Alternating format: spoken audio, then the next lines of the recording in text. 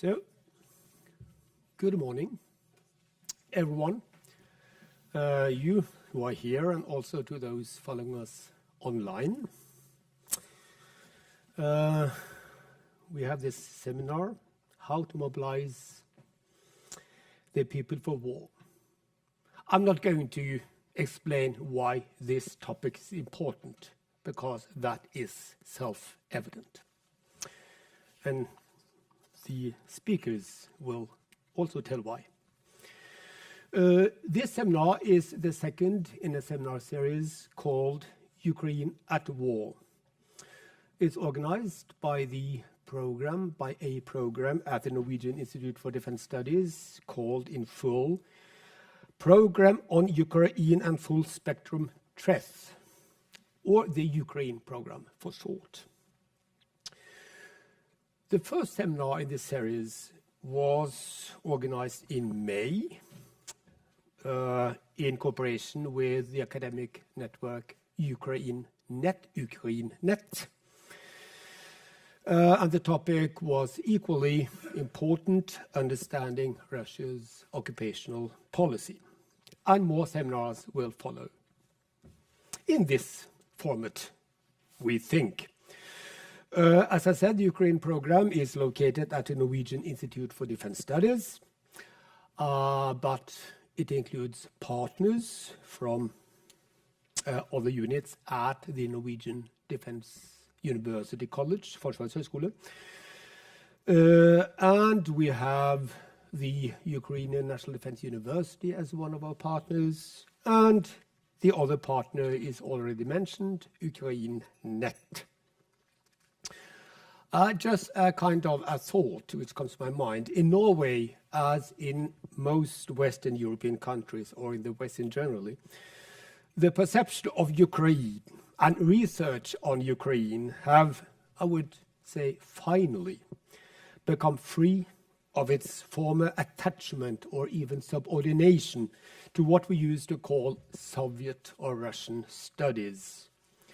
And both terms actually meant more or less the same. The term Soviet meant Russian, and the term Russian meant Soviet. And this, of course, is part of a larger problem. And I'm a historian, so I have strong feelings about this. What we used to call the history of Russia should be called the history of the Russian Empire, and later the Soviet Empire. And this is not an accusation directed at anyone, because when I myself look back, I see how easily I could fall into this trap myself. But now we have finally learned to look at Ukraine not only as one of the administrative units in the former Soviet Union, or to use a contemporary term loved by the Putin regime, a territory in Russia's near abroad, as a unit in Russia's shadow, without an independent identity, a unit that didn't merit or more than fleeting attention. But now, Russia, which is age-long habit of being her worst enemy, has, by its aggressions against Ukraine, changed this. We have discovered and are still in the process of fully discovering Ukraine as one of Europe's great historical nations and cultures, and the Ukrainian language as one of Europe's great languages. It's high time, but now we are starting this discovery. So back to today's seminar, which is really very simply organized. We have two introductions, each of approximately 30 minutes, and thereafter a session of questions and answers, and there is no coffee break in between. The speakers, this first main session will be streamed. The Q&A session will not be streamed. That is for personal information protection reasons, you understand that. We have two eminent speakers, and here in order of appearance, Alexandra Deineko of the Oslo Metropolitan University, OsloMet, will speak about mobilization in the Ukraine, while Margrethe Klein of the Stiftung Wissenschaft und Politik in Berlin will cover the Russian side. I will not here list up their academic credentials, what they have written, why they are relevant to our studies. They will actually do that briefly themselves at the start, before they start their presentations. So, before I leave the floor to Alexandra, just some safety instructions in Norwegian. Sofie, riktig, branndør, hvis det skulle gå en brannalarm, noe som ikke vil skje, så er branndøren der. Da vil dere bare følge Sofie, så vil lede dere ned trappen og ut til Slottsparken, hvor solen ser ut til å skinne. Men dette var just in case. So, Alexandra, then the floor is yours. I look really forward to your presentation and to Margrethe's presentation.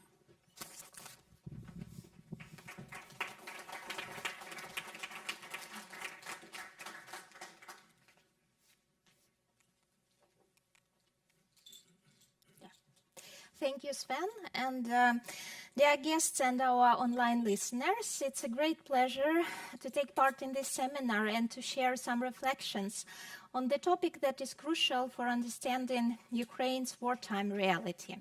My name is Dineko Alexandra, and I'm a researcher on Ukraine and from Ukraine.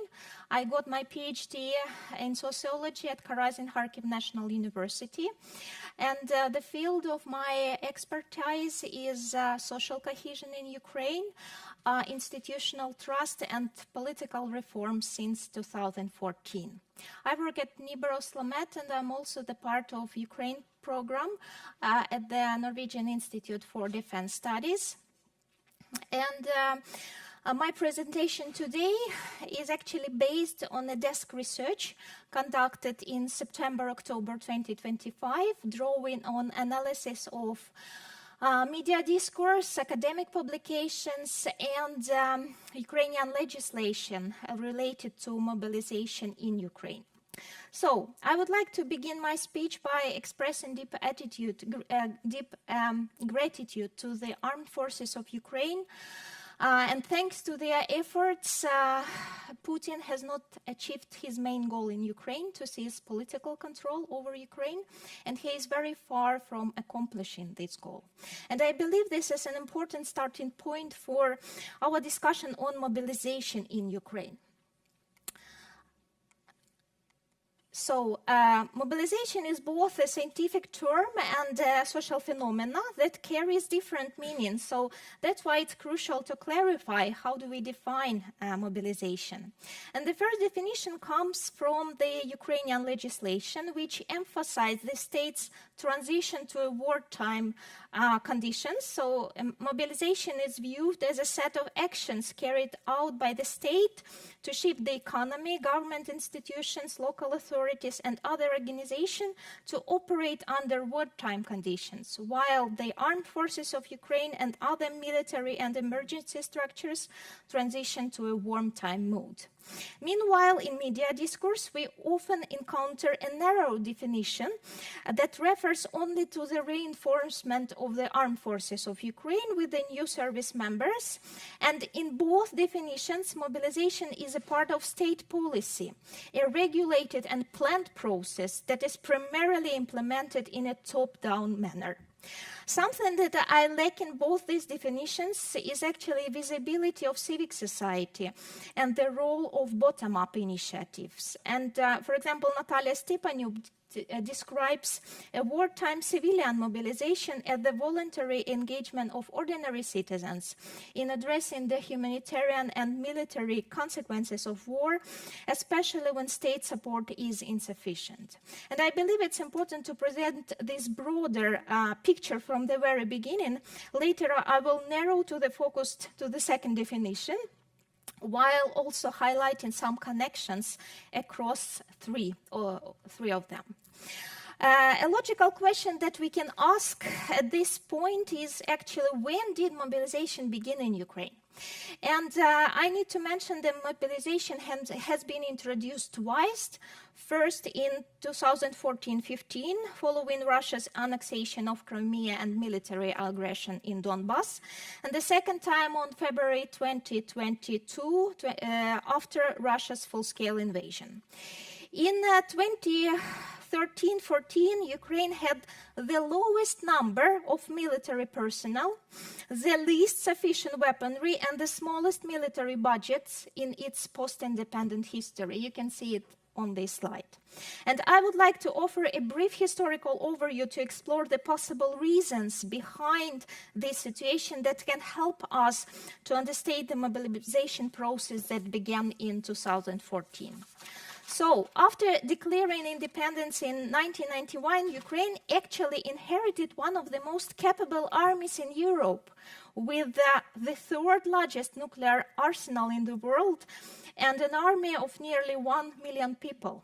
However, it was a time when European countries, sensing the end of the Cold War, began reducing their armed forces, and as a result, in 2022, Verkhovna Rada ratified the Treaty on Conventional Armed Forces in Europe, and Ukraine had to reduce its number of weapons, and the number of military personnel was also gradually reduced, halving within 2 years. 1994, and many of you maybe will recognize this picture, this photo referring to the signing of the Budapest Memorandum, which confirmed Ukraine's non-nuclear status in exchange for security guarantees. And within 2 years, Ukraine has passed its nuclear arsenal to Russia. Why do I draw attention to these agreements? First of all, because Russia was a part of both of them. And in Budapest Memorandum, it was even a security guarantee. And this explained the expectations of friendship that Ukraine held toward Russia up until 2014. So both politically and socially, Ukrainians simply could not believe that Russia would launch an attack. And as a result, we can understand why Ukraine did not prioritize strengthening its military during this time. Who could attack us if Russia is our security guarantor? Second, both agreements involved European countries and the United States, and which from Ukraine's perspective signified commitment to following Europeans' rule of the game. So these agreements are one of the reasons why support for Ukraine today is not merely an act of solidarity, but it's also some sort of shared responsibility for Ukraine's disarmament during this time. Against this backdrop, the size of Ukraine's army continued to decline, and by the end of 2013, we had only 120,000 active service members. Coincidentally or not, Ukraine faced Russia's aggression in 2014 with the smallest armed forces and the least amount of military equipment. Ukrainian military historians consider the presidency of Viktor Yanukovych to be the most damaging period in the history of Ukraine's armed forces. They point to the absence of military exercise, critical underfunding, reductions in personnel and combat-ready units, and the appointment of pro-Russian officials to key leadership positions. To grasp the scale of the problem at that time, Alexander Turchinov, who actually served as an active president after Yanukovych fled the country, it was only possible to assemble around 5,000 troops to respond to the aggression in Crimea, and I think I should not comment why Ukraine have not proclaimed the war at that period of time. Something that is also very interesting, it's the picture of deployment of military units that was inherited from the Soviet Union and oriented towards NATO countries. Most Ukrainian units, as you can see on this slide, were stationed in the western and northern regions, while there is no units in Luhansk and Donetsk. So, on March 17, 2014, Alexander Tuchinov announced partial mobilization after Russia's unrecognized referendum in Crimea. And in early April, government buildings were seized in Luhansk and Donetsk. And on April 14, the anti-terrorist operation was launched. However, even before the official announcement of partial mobilization, many Ukrainians voluntarily came to military enlistment offices in March to join the armed forces. And this is a very important fact because it showed that mobilization actually began as a grassroots process and voluntary process in Ukraine. The first volunteer battalions began to appear in March 2014 as a response on escalation in Crimea, with many fighters coming from the movement. The contribution of this first wave of volunteers is hard to overstate because their battalions made it possible to carry out mobilization and to prepare professional replacements. Alongside the formation of volunteer battalions, volunteer support groups also emerged to handle logistics from food supplies to optical sites. Researcher Natalia Stepanuk identifies three directions of voluntarism that emerged during that time. First of all, it's assisting combatants. The second one is helping injured combatants with medical care. And the third direction is supporting displaced persons. During 2014 and 15, Ukraine went through 6 waves of mobilization, involving around 200,000 people who joined military service. And these individuals became the core of the Ukrainian army in 2022. I will skip over the Minsk process and the transition from the ATO to the Joint Forces operation and return to the year 2022, but I will only briefly summarize that the number of armed forces personnel remained relatively stable between 2015 and 2021, although defense spending increased each year. So, even though ordinary Ukrainians did not believe that Russia would launch a full-scale invasion, there are some signs that society was in fact preparing for such scenario. And one of these signs was actually the adoption of the law, which legalized the creation of volunteer formation as a militarized units, formed on the military bases by Ukrainian citizens within their local territorial communities. And this law played a crucial role in enabling the rapid mobilization of 100,000 volunteers in the early months of the after full-scale invasion, allowing them to take on a wide range of tasks from defending territory to protecting critical infrastructure and civilians. In just the first month of the war, over 100,000 volunteers joined the territorial defense. The contribution of territorial defense forces was especially important in the liberation of Kyiv and the northern regions of Ukraine. By securing these areas, they enabled regular armed forces to focus on the most threatening direction. So, after the declaration of martial law and general mobilization on February 24th, 2022, several mobilization phases can be identified, and I actually have identified 3 of them. The first stage began immediately after the invasion and lasted until around mid-2023. It was marked by the high mobilization enthusiasm among the population and a relatively soft and selective mobilization policy by the state. Military enlistment offices were overwhelmed with volunteers eager to join the armed forces, and people complained about not being accepted into the army. At the head of Kyiv enlistment offices noted in an interview, it was a commissar's dream, people calling and asking for help to be enlisted. people asked for help to get the chance to defend the country. And among those eager to join were not only men of conscription age, but also women, elderly people, and young generation under 20. A young man came in, looked about 17. He told us, "I know you won't take me into the army, but I didn't come empty-handed." He brought cocktails for Putin, about 10 bottles.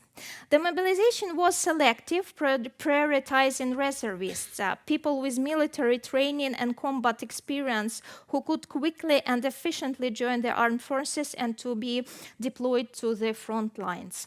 The focus was on quality, not on quantity. And also, very interesting fact that maybe is not so much presented in the discourse, that around 500,000 men of conscription age returned to Ukraine from abroad during the first months. This is the data from the Institute of Demography of Ukraine. The situation on the situation on the front line had a major impact on mobilization sentiment. In spring 2022, Russian forces were pushed out of Kiev, Chernihiv, and Sumy regions, and in the autumn, large parts of Kharkiv and Kherson regions were deliberated. After the atrocities in Bucha, Irpin, and Izium, Ukrainians continued to line up at enlistment offices. At the end of 2022, Alexei Reznikov stated that there was no need for an additional wave of mobilization, and the priority was to secure additional arms supplies, as heavy equipment played a decisive role in both defense and offensive operations. Throughout 2023, during the exhausting battles for Bakhmut, Ukrainian forces were forced to retreat, and the Ukrainian counteroffensive towards Melitopol achieved limited results, partially due to the shortage of weapons, especially tanks and ATACMS, and delays in equipment deliveries that was like approximately 1 year.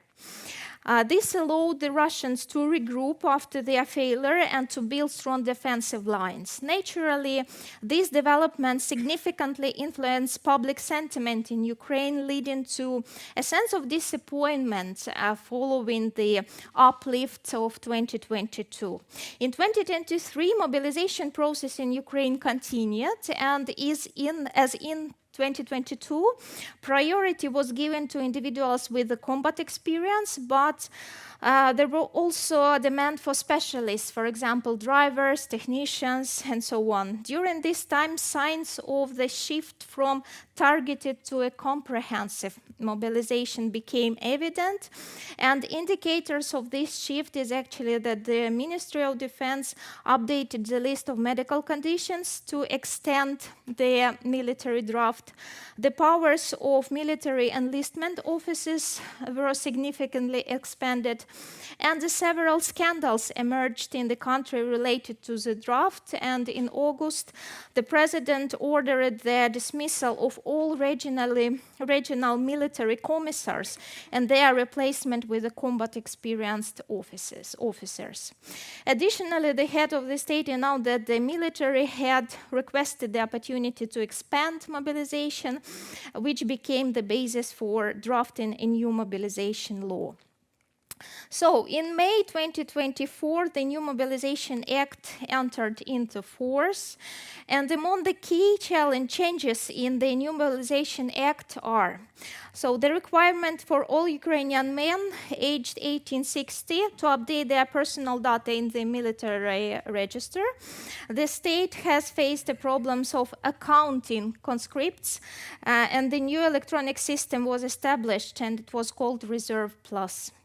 Lowering the age to be mobilized from 27 to 25, removing the status of limited suitability for military service, it's in terms of medical conditions. And the new requirement for men aged 18-25 years to conduct mandatory basic military service training was also introduced.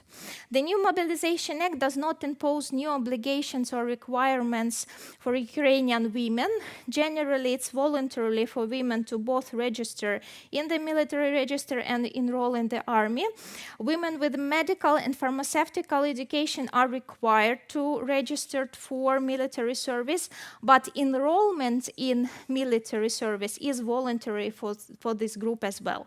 So there are more than 70,000 women serving in the army, with over 5,000 deployed on the front lines. The new Mobilization Act testified that the mobilization policies in Ukraine become increasingly restrictive, and as of August 2024, the conscription rates increased by over 2 times according to the official data. But against this backdrop, it's important to highlight a parallel dimension of mobilization policies that operates a more grassroots level.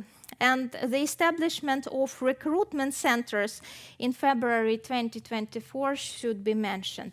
This civilian initiative is being implemented by local self-government bodies in cooperation with the Ministry of Defense of Ukraine, and its main purpose is to help anyone who wishes to join the defense forces to find a position that best matches their education, skills, and physical capacities.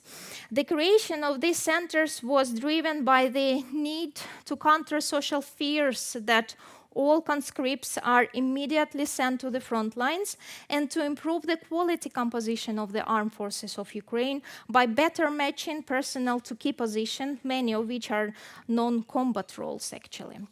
As of April 2025, over 50,000 Ukrainians contacted these centers, and this initiative represents a kind of alternative to general mobilization, offering the right to choose at least a position and format of service. And we can see that this approach is actually gaining popularity among Ukrainians. According to Ferdinand Venislavsky, he's a member of Defense Committee of the Verkhovna Rada. As of October, around 30,000 citizens are joining the armed forces of Ukraine each month, both through mobilization and through this recruitment system. There is an understanding that Ukraine will not halt mobilization even in case of ceasefire, due to the need to maintain the armed forces' readiness at the appropriate level. But when it comes to the individual strategy, what can we say about people's reactions to mobilization policies? We can identify at least 3 strategies among those who could potentially be summoned. The first one is those who are willing to be summoned, and they join army voluntarily. Those who are waiting, so they do not actively avoid mobilization, but they are prepared to be called up when summoned. And the third group, it's those who try to avoid being summoned, and either through legal means, it's, for example, seeking permanent deferment from mobilization, for example, changing jobs and being reserved by employment, getting a 3rd child, or becoming a teacher, or changing a job that can be booked from the army. And the next subgroup is actually illegal means, when people try to cross the border illegally, or when people try to avoid registration in this new system, Reserve Plus. And I may say that this group often experiences conflicts with the military enlistment offices. And in this regard, I need to mention the phenomena of busification, busifikatia in Ukrainian, derived from the word bus, which workers of the military enlistment offices use to transport people to the center. centers. It's very difficult to generalize in this regard because, each case has specific nuances and determine whether there is either legal overreach in this case or not. But at least we know from media discourse that there are a lot of cases where there is legal overreach in this regard as well. However, my overall impression from media discourse is that this topic is openly and widely discussed in Ukraine, and thanks to this, actually, national authorities are taking it serious. So there are many investigations into recruitment centers if there is this legal overreach in their actions or not. And coming back to these three groups, maybe you are interested in this, essays on qualitative distribution. I have not been able to find sociological data that provides a chronological perspective on Ukrainian mobilization moods over time, as different surveys actually use different questions and different alternatives. But I would like to refer to the recent survey conducted by Kyiv International Institute of Sociology in September 2025. And researchers ask a question, if necessary, or if the situation develops, are you personally ready or not to become a part of the defense forces to defend Ukraine with the weapons in hand? And among Ukrainians, both men and women, age 18 plus, 54% respond that they are rather or definitely ready. 38% are not ready in general. And it's always a question how we interpret this data. Is 54% enough to support an optimistic outlook, or does it signal serious risks for mobilization? I don't have a clear answer to this question, but my impression is that this data reflect a general understanding that understanding of the necessity to continue mobilization as Ukraine seeks to survive as a state and a nation. But mobilization does not come without challenges that undermine trust in these processes.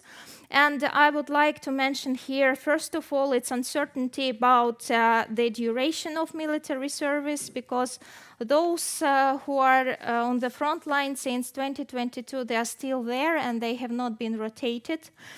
The next one is a fear of insufficient preparation, lack of ammunition, and this fear of being sent to the front line. The next one is a demand for objective information about the situation on the front line, and we see that only 10% of Ukrainians actually follow this national telethon, and the demand and request for objective information is very high. The next one, it's a low level of trust in the military enlistment offices, and this is, first of all, it is tightly connected with this bossification phenomena. And I also may say that there are some urban-rural differences in how the military draft is implemented. And this is the results from the SEDES research, but it's also my personal experience, because when I conducted focus groups with informants from a very small village, and we ask a question, do you know the cases when people try to avoid mobilization? And I was shocked with this answer, because they say, we know each other in our village, and we know that there is a group that is on the front line right now, and there are veterans, and there are those who are that cannot be summoned. So there is no space to hide in our village. But the situation is quite different when it comes to the big cities and the capital. And the last one, it's social divisions between those in the army and those who are not. This is some sort of possible social cleavage after the war is finished. And the key question of Ukrainian authorities today is actually how can sustainable mobilization over time be guaranteed, and reflections on this question highlight several dilemmas Ukraine currently faces. The first one, when it comes to the methods that should be used for mobilization? Should the approach become more restrictive, increase military-related taxes, or the focus should be on more information campaigns and motivating people to join the armed forces? And how can the balance between maintaining and satisfying wartime needs and the population's desire to preserve a sense of normal life, how to find the answer on this question? The next dilemma, it's young versus old. Maybe you also follow this ongoing debate about the authorities' decision to allow young Ukrainians to leave the country. And this has sparked strong criticism from the military and raised concerns about the aging of the army in Ukraine. And the last dilemma, it's a comprehensive versus selective mobilization. So voices from within the military emphasize the need for everyone to contribute to defense, but at the same time there is recognition that resilience cannot be sustained without maintaining a functioning, for example, labor market. So to summarize, several takeaways based on our analysis. First of all, both ways of mobilization in Ukraine in response to Russia's military aggression have been characterized by intensive grassroots initiatives, volunteering, and strong support from civil societies. Mobilization and combat experiences from 2014 became one of the key factors behind Ukraine's strong civic and military resistance from the very beginning of the full-scale invasion. Ukraine's mobilization policies has evolved from being selective and soft to becoming more restrictive and comprehensive as the war escalates.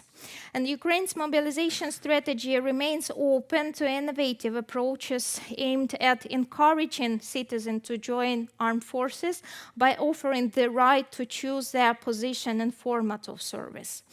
Mobilization discourse is actually widely represented in the media and is very actively discussed in Ukraine, which helps bottom-up initiatives to be heard at the national level. A striking example is withdrawal of the first draft of the mobilization law in 2024 due to the strong criticism from civic society.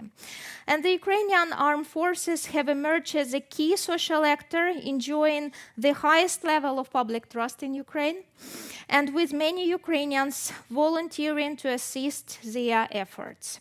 As Mobilization has noted, armies fight not in order to kill soldiers or to take ground, but to destroy their ability to resist. And we can clearly see that Russia is far from achieving this goal in Ukraine. Thank you.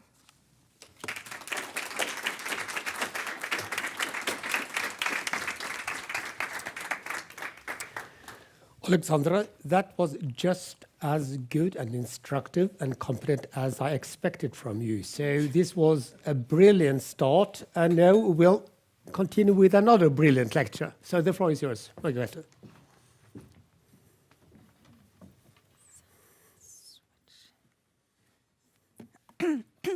So thank you so much. This was a brilliant start. It's a pleasure to be here. Thank you to Sven, to Sophie and the Institute for having invited me. I was asked to give just a brief introduction to myself. I'm the head of the research group on Eastern Europe and Eurasia at the German Institute for International and Security Studies in Berlin. We are the biggest think tank on foreign and security-related issues in Germany and maybe even in Europe. And my field of expertise is Russia's foreign security and military policy, and I've published on military recruitment, on paramilitary education, it's just forthcoming, and on the security policy in general. And what I'm going to present here is how is Russia recruiting for the war. And if you just start by looking at the battlefield losses, Russia has lost a lot of men in Ukraine. We don't know the exact number. At the minimum baseline, we have the data of Mediazona and BBC Russian services, and they count only those persons and casualties that they are going to know by name. So it's verified death by looking at death registers, social media posts, or at cemeteries. So the minimum baseline is 135,000 identified by names, and they estimate that the number is more than 220,000 killed since the full-scale invasion. Recently, a Ukrainian initiative called I Want to Live came up with different data suggesting that at the first 8 months of 2025, already 88,000 soldiers have been killed in Ukraine. It's hard to identify or verify those data independently because they are based on leaked Russian documents, which are based only on numbers and not on identifiable names. So not sure. And then we have estimates by intelligence services which go way beyond of more than 1 million casualties in total, including killed in action, missing, and having been wounded. So regardless of the exact figures, we can clearly state that Russia's blood toll in the war against Ukraine since 2022 is enormous and way beyond the losses of the Soviet Union in Afghanistan and the Russian Federation in Chechnya. Russia is not only in a constant need to fill up the armed forces due to the full-scale invasion, but besides outnumbering Ukraine in the war of attrition, the Kremlin wants to further instrumentalize its military as a coercive mean of its foreign policy toolbox, especially with regard to the Western countries. So in consequence, Putin ordered the target size of the Russian armed forces to be increased from 1 million before the full-scale invasion to 1.5 million. So we have all the enormous losses and the target, which is 500,000 more than before the war.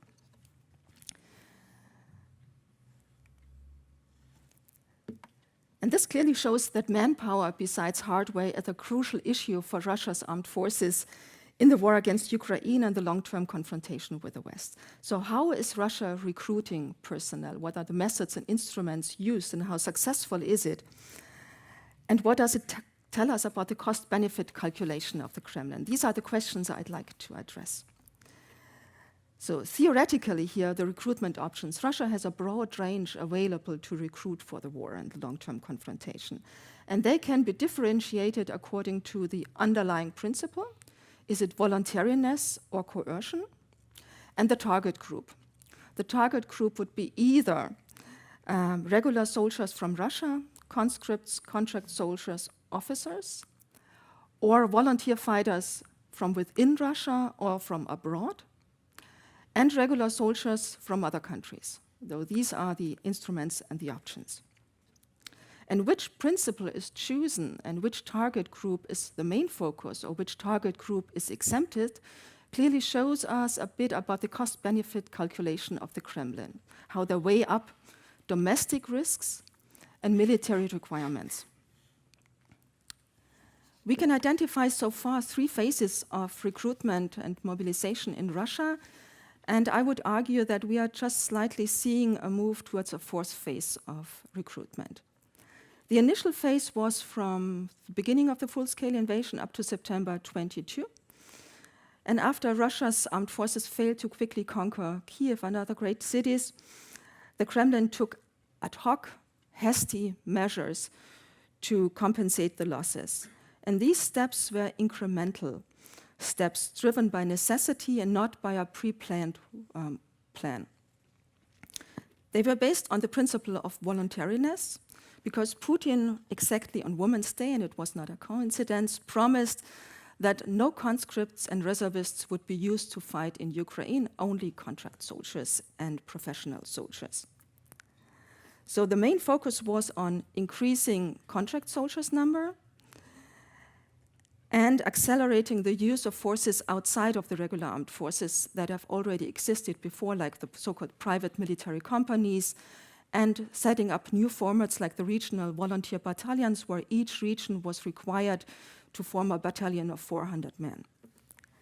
And these measures proved to be not successful, and then Putin suddenly declared partial mobilization and broke his promise of Women's Day 2022. And he called up 300,000 men. This proved to be costly domestically for the Kremlin. If we look at opinion polls by Levada, we can see that negative feelings like fear, anger, and anxiety rose up. And we have seen thousands of men flooding the country after the compulsory measure. And we have seen protests, for example, arson attacks on enlistment offices, and a rather small, but still, given the context, interesting movement was formed. It was called Way Home, Put Damoy, by mothers, sisters, and daughters of the mobilized soldiers. And at the initial stage, they did not argue that those compulsory measures should be put to stop, but they asked to be socially distributed about all men, so about rotation issues, not so much about ending compulsory mobilization. When they haven't been heard by the government and the armed forces, their demands became increasingly politicized. And the typical measure, what the Russian leadership did is a strategy of divide et imperi. So the aim was to define the human costs of compulsory mobilization by a rather limited number, the 300,000 men having been called up, but not renewing and making another round, thereby separating the claims and demands of those families from the rest of society, and intimidating and repressing the movement Put Damoy. The third phase is characterized by the attempt to avoid resorting to another round of compulsory mobilization, and instead two strands are used. The first one came on a later stage. It's regular soldiers from abroad. You all know that North Korean soldiers, something like 18,000, are now serving in Ukraine, but this is only a part-driven strategy. It's not something that can be generalized. So we might see in the future some kind of barter agreement with countries in Africa, for example, where Russia is giving some kind of support, but a similar, on a kind of a restricted number of men are going to fight in Ukraine. But it's not a general policy right now that could explain or that could somehow make compulsory mobilization in Russia not working. And then it is about the so-called covered, hidden, silent, or market mobilization, and that's the main focus I would like to work on now. This is not an academic term or an elaborated concept. It's more a description of war-driven measures to enhance the number of those people fighting in Ukraine. The main characteristic is the principle of formal voluntariness, although deception and veiled coercion play a role too. As Dima Gordenburg writes, the main idea is to recruit elements of the population who are either most willing to serve or at least able to resist. So this is the idea of covert mobilization. It has two target groups, the contract soldiers and volunteer fighters from the plethora of volunteer formations that has been created in Russia before the full-scale invasion and even afterwards. So how are they doing that kind of covert mobilization? There are different methods and instruments. One instrument is to extend the recruitment pool. And this is done, for example, by raising the age limit. When it comes to contract soldiers, up to the full-scale invasion, people could write and sign a contract only up to the year of 40. Now up to the year of 65 and even older. Then the requirements for signing a contract have been lowered significantly. Health reasons with regard to physical or mental health have been completely screwed up. Then we have seen that criminal records do not play a role anymore. They did before the full-scale invasion to a significant amount. Inmates of prison are a significant part of the covert mobilization. And in October 24, Putin signed a law suspending criminal proceedings against individuals who sign a contract. So it's giving them kind of a pardon for 1 year or even more. Then it's focusing mostly on incentives, but also on deception and veiled coercion. The main incentive is financial, of course. Since the full-scale invasion, the monthly wage has been increased for contract soldiers. Before the war, something like 660 euros per month. Now it's way beyond 2,000 euros. But the main focus is on the so-called one-time enlistment bonus that you get if you sign a contract. And here we see it's split between a federal bonus and a regional bonus. And at the end of July 2024, Putin signed a decree doubling the enlistment bonus, which was something like 2,000 euros before, to a minimum of 4,000 from the federal government, plus urging the regions to double that at least with the same amount. So minimum enlistment bonus, something between 8,000 and 9,000 euros. But in several regions, the enlistment bonus went up to more than 40,000 euros. And if you compare that to the average income in Russia, this means that you can earn, if you survive 1-year contract, more than you earn in a civilian life in several years. So this is highly attractive. And in addition to the wages and enlistment bonus, Russia's leadership incrementally enhanced other financial and social benefits. So contract soldiers are entitled for preferred tax status, prioritized medical care for themselves and their families. They can apply for free land or postpone loan repayment. So this is a complete package that is offered. And then the MOD, the Ministry of Defense, appeals not only to men, but to the families of the future soldiers by offering them incentives to ask their sons and husbands to join the armed forces, by offering them some kind of beneficial substitution if their husband or son is getting injured, more than 20,000 euro, or killed, more than 50,000 euros. So we have anecdotal evidence of the phenomenon of so-called black widows, where women tend to marry people who go as contract soldiers to the front in order to get the high enlistment bonus, or if they're getting killed, get the bonus when they are killed. But besides financial incentives, we find that immaterial incentives play a role too. So advertisement, for example, for contract service focus on a traditional concept of masculinity. For example, a very famous ad in TV is asking, do you want to drink smoothies or wear fancy clothes, or do you want to be a real man, a mushik? Then it's focusing on the idea of national pride, patriotic duty. In the North Caucasus, even targeted on a so-called Highlander mentality. So it's reaching out to feelings, emotions, getting people recruited. However, deception and coercion play a role too. So I'd just like to show you the enlistment bonuses. That's a slide. It's the highest enlistment bonus is more than 1.5 million ruble, and you can find it in the southern parts and the middle.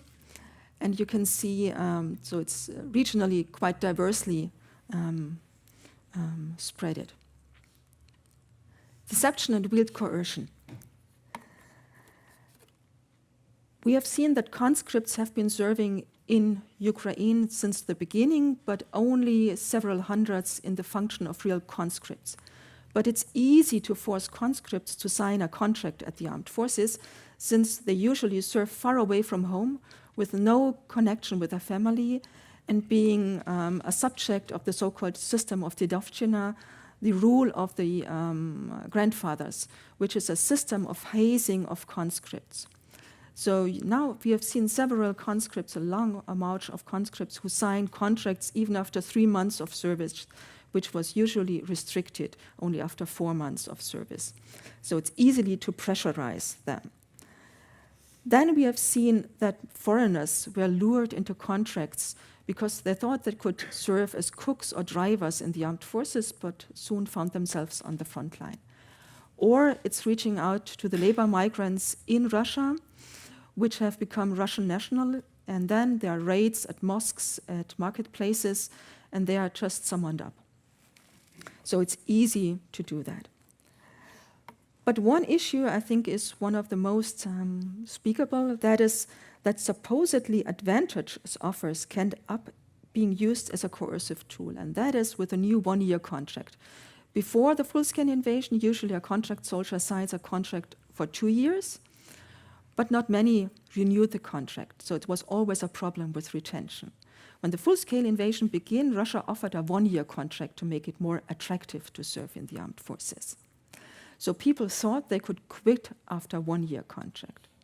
But with the decree of partial mobilization of Putin in September 22, it is becoming a permanent state of mobilization because contract soldiers cannot quit the service as long as the so-called special military operation continues. So essentially, we are in the midst of a permanent state of hidden and silent mobilization in Russia. Besides the contract service, we have seen that Russia is reaching out to a volunteer formations plethora in Russia. They are heterogeneous with regard to the recruitment base, legal status, size, and degree of autonomy from the military of defense and the general staff on the front line. Part of them, and most part, have been present in Russia already before the full-scale invasion. Part of them has been created afterwards. The biggest have been the Cossack groups and the PMC Wagner. PMC, it's not private, it's state-organized private company. They had on the front line more than 50,000 fighters in different times of the full-scale invasion. Others have only some dozen or several hundreds of fighters at their disposal. With regard to the degree of autonomy, Wagner was the most autonomous volunteer formation, having been at the front line, for example, in Bakhmut, not coordinating with the military command of the armed forces. The mixture of incentives, deception, and real coercion applies to volunteer formations too. We have seen that Wagner was a front runner in the idea to recruit inmates, which are mostly not able to resist such an offer because the inmate system in Russia is, as you all know, how it is.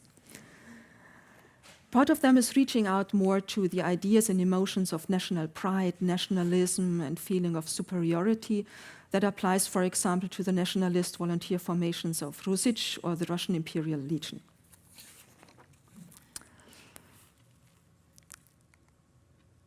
I will come back to that slide. In order to show you how the target group of covert mobilization has changed, this is a slide of BBC and Mediasona. It clearly shows that the number of killed in action. So it's not recruited, killed in action.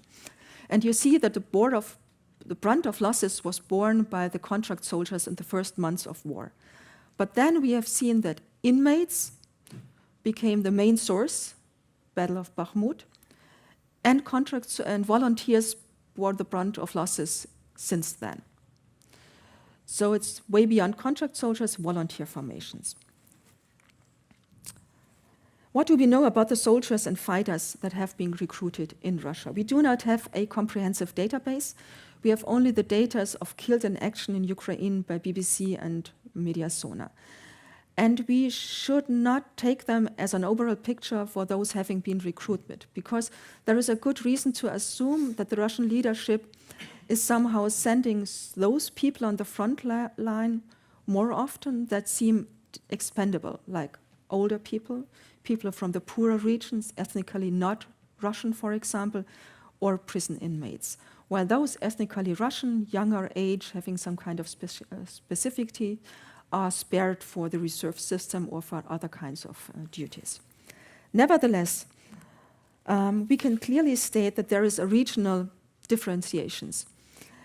And one way to look at that is to look at regional budget data, where you can have an insight how many people have been recruited.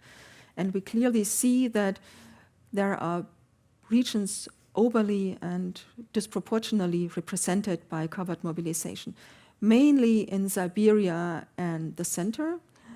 Also ethnically diverse regions like Tatarstan, Bashkortostan, Tuva, and the North Caucasus or the borderlands, mainly Russian, but which have a strong tradition of Cossack fighters.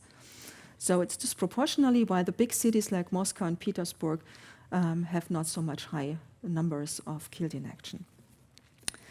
You mentioned gender. It's not an issue in Russia at all. It's focusing completely on men. The Russian Ministry of Defense is reaching out to women, but for non-combat roles, cooks, drivers, medical personnel.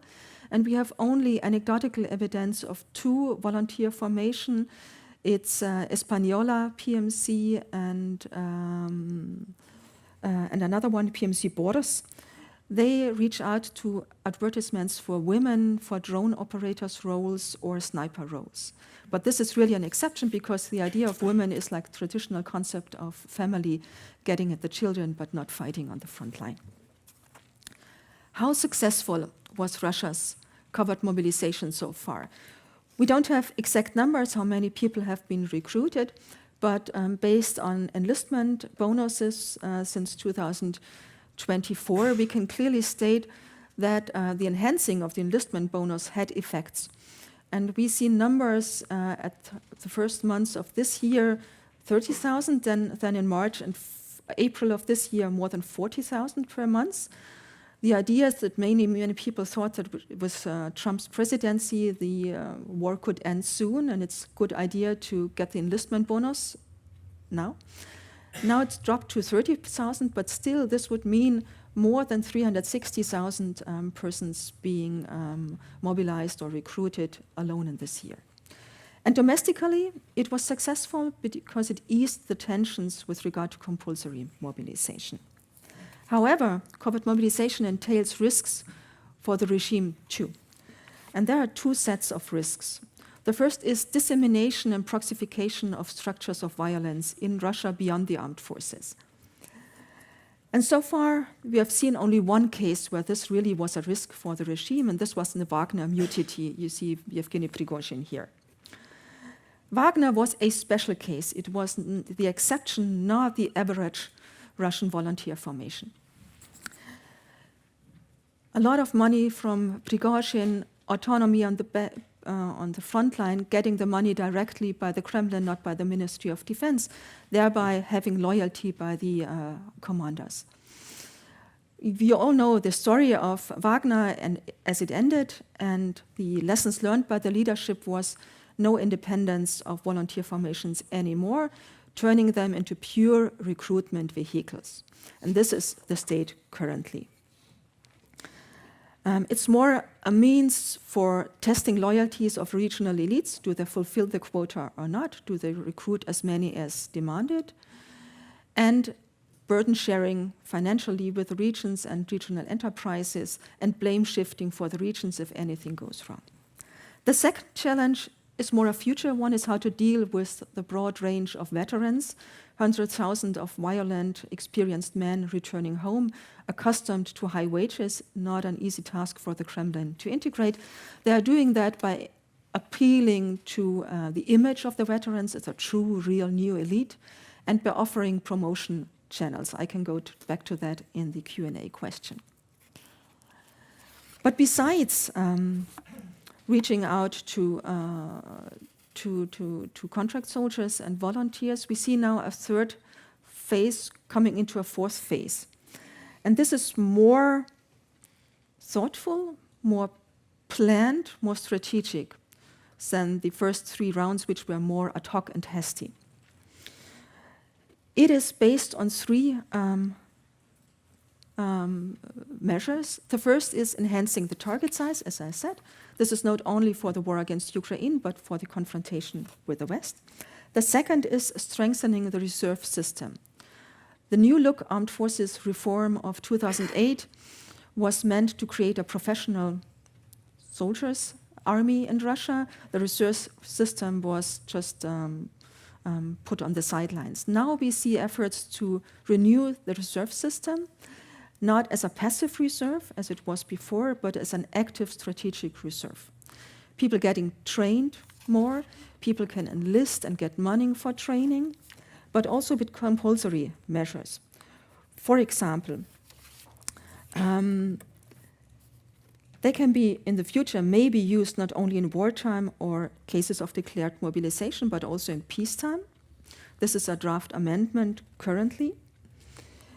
And they can be sent to combat missions, which usually is very restrictive. So this would be domestically for the Kremlin a good idea because it's cheaper, you don't have to pay the enlistment bonus. then it is something not so much seen negative in society because they have kind of enlisted into that system of human mobilization reserve. So it's not voluntary, but a bit voluntary. So it's not like sending conscript soldiers or a new round of compulsory mobilization. And the third measure is reaching out to the next generation. Paramilitary education has been strengthened in Russian school system and the curricula, but also in the plethora of activities outside of the Russian school system, Armia, Victory Volunteers, the movement of the first, so a plethora of activities where people of young age are accustomed to serve and get pride and emotional driven feelings by doing some kind of activity that bonds them together with the system. So what does it all mean for us? And I'd like to end with that. We see that Russia's military is preparing for the long war against Ukraine and the long confrontation with NATO. It's building up new armed forces, and it's getting away from the ad hoc measures to a more strategic planning, although this is not comprehensive and set down, but it's more strategic now. Building up on mass, still the traditional concept of mass, which is hard for us to counter, and a significant account of professionalization. And it also shows us the phenomenon of covert and hidden mobilization, that manpower generation is not cost-free for the regime, and this is something where we can build up. It is focusing on voluntariness so far, and changing the compulsory measures. So the regime is still eager to avoid open compulsory measures, but it's open to go a bit beyond that now. And we will see how it evolves. Thank you so much for the attention. I'm very much looking forward for the discussion.